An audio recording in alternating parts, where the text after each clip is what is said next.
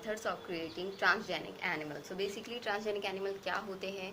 Genetically modified animals होते हैं जिनमें क्या होता है, ट्रांसफ़र होता है जीनोम का या फिर जेनेटिक मटेरियल का ट्रांसफ़र होता है। जेनेटिक मटेरियल में क्या होता है? जेनेटिक मटेरियल में हमारा डीएनए होता है या फिर जीन होता है जिसका ट्रांसफ़र होता है ट्रांसजेनिक एनिमल्स के थ्रू। ठीक है, मतलब जो ट्रांसजेनिक एनिमल्स बनते हैं उनमें जो जेनेटिक मटेरियल होता है बेसिकली वो ट्रांसफर्ड होता है किसी भी अलग स्पीशीज से या फिर ब्रीड से। ठीक है, अब हमारे बात करते हैं कि ट्रांसजेनिक एनिमल बनाते कैसे। तो बेसिकली इसके 3 मेथड्स होते हैं जिससे ट्रांसजेनिक एनिमल का फॉर्मेशन होता है या फिर बनाए जाते हैं। तो हमारे पास यहाँ पे 3 मेथड हैं। फर्स्ट है माइक्रो इंजेक्शन। माइक्रो इंजेक्शन के थ्रू जो ट्रांसजेनिक एनिमल बनाए जाते हैं वो प्रोसेस होता है, या फिर होता है हमारा embryonic stem sales mediated transfer, यानी कि एम्ब्रियोनिक स्टेम सेल्स जो है वो यूज़ आती है ट्रांसजेनिक एनिमल को बनाने के लिए। और थर्ड है हमारा रेट्रोवायरस मीडिएटेड ट्रांसफ़र, यानी कि रेट्रोवायरस का यूज़ किया जाता है हमारे लिए हमारे ट्रांसजेनिक जीन को ट्रांसजेनिक एनिमल को बनाने के लिए या फिर जीन का ट्रांसफ़र करने के लिए। ठीक है, तो फर्स्ट है हमारा माइक्रो इंजेक्शन। तो बेसिकली माइक्रो इंजेक्शन में क्या होता है? माइक्रो इंजेक्शन में हमारे पास फॉरेन डीएनए प्रेजेंट होता है। सबसे पहले हम क्या करेंगे, फॉरेन डीएनए को आइसोलेट करेंगे। ठीक है, यहाँ पे हमने हमारा फॉरेन डीएनए आइसोलेट कर लिया। उसके बाद हम क्या करेंगे, फर्टिलाइज एग जो होता है उसको हार्वेस्ट करेंगे। यानी कि जो फर्टिलाइज एग क्या होता है, फर्टिलाइज एग वो एग होता है जिसमें स्पर्म और फर्टिलाइज एग का मतलब होता है जो एग हमारे पास है उसमें स्पर्म भी प्रेजेंट होता है, या फिर स्पर्म से मिलने के बाद जो एग बनता है हमारे पास वो होता है हमारा फर्टिलाइज्ड एग।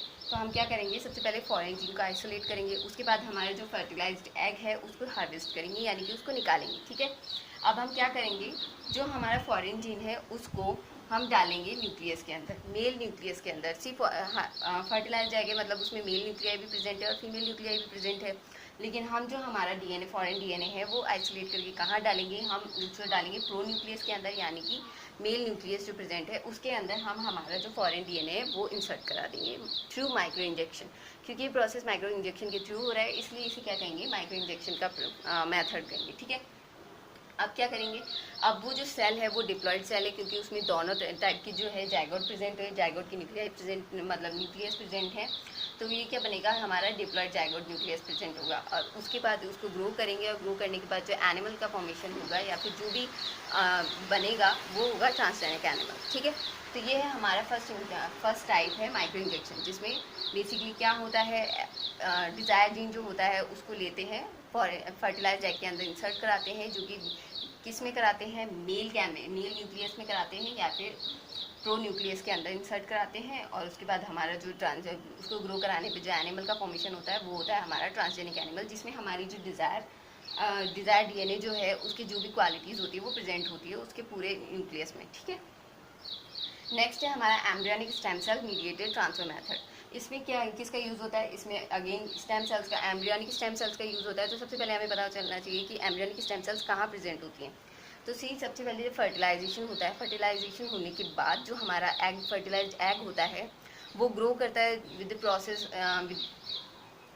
जैगोट बनता है। और उसके बाद क्या होता है, क्लीवेज होता है, उसमें क्लीवेज होने के बाद जो सेल मास होता है वो बढ़ता है। तो क्या होगा, हमारा जो फर्टिलाइज एग है वो जैगोट में फॉर्म होगा सबसे पहले, क्योंकि उसमें दो न्यूक्लियस प्रेजेंट होते हैं, मेल गैमेट प्रेजेंट होता है, फीमेल गैमेट प्रेजेंट होता है। ठीक है, उसके बाद क्या होगा, वो मॉरुला में कन्वर्टेड होगा। मॉरुला में बनने के बाद क्या होगा, वो ब्लास्टोसिस्ट वाली स्टेज में जाएगा। ठीक है, अब जो ब्लास्टोसिस्ट की जो स्टेज होती है उसके अंदर एम्ब्रियोनिक स्टेम सेल्स जो होता है वो प्रेजेंट होती है। ठीक है, उसमें रिच सोर्स ऑफ ब्लास्टोसिस्ट जो होता है वो स्टेज रिच सोर्स होती है एम्ब्रियोनिक स्टेम सेल्स का, और वो जो सेल्स होती है वो टोटीपोटेंसी कंटेन किए हुए रहती हैं। What is totipotency? टोटीपोटेंसी ऐसी कैपेसिटी है जिसके अंदर कोई भी एक सेल जो होती है वो पूरे ऑर्गेनिज्म का फॉर्मेशन करने की कैपेसिटी रखती है। ठीक है, मतलब जो ये एम्ब्रियोनिक स्टेम सेल्स है ये ऐसे सेल्स हैं जो कि पूरे ऑर्गेनिज्म को बना सकती है, यानी कि पूरा का पूरा एक एनिमल हम फॉर्म कर सकते हैं उस एम्ब्रियोनिक स्टेम सेल से। ठीक है, तो ब्लास्टोसिस्ट की जो एम्ब्रियोनिक स्टेम सेल्स होगी उसको लेंगे और उसमें क्या करेंगे, उसमें जो हमारा डिज़ायर जीन है वो इंसर्ट करा देंगे। ठीक है, तो हमारा जो फर्टिलाइज्ड एग है उससे जाइगोट बना, जाइगोट से मॉरुला, मॉरुला से ब्लास्टोसिस्ट बना, और इसकी जो एम्ब्रियोनिक स्टेम सेल्स है उसके अंदर हमने क्या किया, हमारा डिज़ायर जो जीन है वो इंसर्ट करा दिया। उसके बाद वो क्या कहेंगे, उस जो वो सेल है जिसमें हमने हमारा डिज़ायर जीन इंसर्ट कराया है वो क्या कहलाएगा, वो कहलाएगा रिकॉम्बिनेंट सेल। ये रिकॉम्बिनेंट सेल आगे फर्दर ग्रो करेगी, वापस हम उसको इंसर्ट करा देंगे ब्लास्टोसिस्ट के अंदर। उसके बाद वो ग्रो करके जो एनिमल का फॉर्मेशन करेगी वो होगा ट्रांसजेनिक एनिमल, क्योंकि वो जो हमारा डिज़ायर जीन है उसकी जो क्वालिटीज़ हैं या फिर उसकी जो भी उसकी स्पेशल क्वालिटीज़ है उसको कंटेन करके रखेगा और हमें बेनिफिट देगा, ठीक है। नेक्स्ट है हमारा retrovirus mediated gene transfer method. इसके अंदर क्या होता है, इसके अंदर यूज़ होता है जीन ट्रांसफ़र के लिए रेट्रोवायरस का। रेट्रोवायरस क्या होता है, रेट्रोवायरस एक टाइप ऑफ वायरस होता है जिसके अंदर क्या होता है, एक एंजाइम प्रेजेंट होता है जिसे कहते हैं रिवर्स ट्रांसक्रिप्टेड एंजाइम। ये क्या करता है, ये इसी वायरस के अंदर सिंगल स्ट्रैंड सिंगल आरएनए से डीएनए में कन्वर्टेड होने की कैपेसिटी रखता है। मतलब क्या है, ये आरएनए भी इसमें जो न्यूक्लियोटाइड प्रेजेंट होते हैं या फिर न्यूक्लिक एसिड जो प्रेजेंट होता है वो सिंगल स्ट्रैंडेड भी होता है और डबल स्ट्रैंडेड भी होता है। यानी कि इसमें डीएनए और आरएनए, डीएनए से आरएनए, आरएनए से डीएनए में कन्वर्ट होने की कैपेसिटी होती है, ठीक है। तो हम क्या करेंगे, हमारा जो डिजायर जीन है या फिर डीएनए है उसको हम क्या करेंगे, रेट्रोवायरस के अंदर कन्वर्ट डाल देंगे, ठीक है। तो जैसे कि हमारा अगर रेट्रोवायरस है,